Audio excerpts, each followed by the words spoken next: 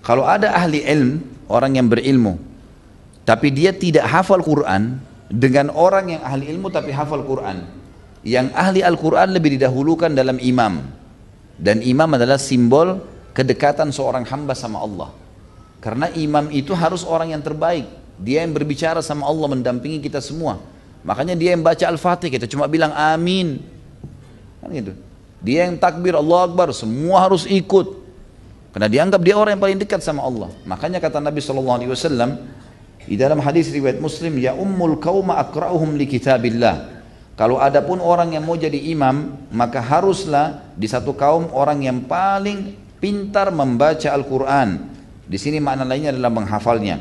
Fa in kana fi qira'atin sawa fa'lamhum bis sunnah. Kalau mereka sudah sama-sama tahu Al-Quran, bacaannya dan hafalannya, maka didahulukan orang yang paling faham sunnah, paling banyak hafalan hadis-hadis.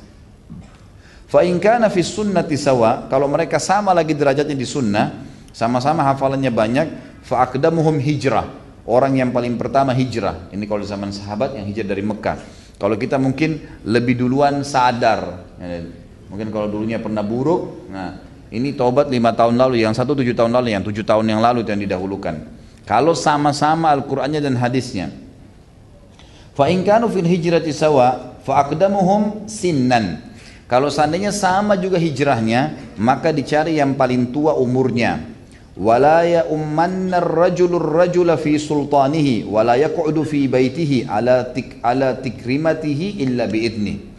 Dan tidak boleh seseorang laki-laki menjadi imam di kekuasaan seseorang kecuali dengan izinnya, dan tidak boleh dia duduk di tempat duduk yang dikhususkan untuk orang itu. Jadi maksudnya adalah kalau misalnya saya datang ke sebuah masjid, saya imam di masjid A, kemudian satu waktu saya main ke sebuah masjid yang lain dan ada teman saya imam di situ, nggak boleh saya jadi imam langsung.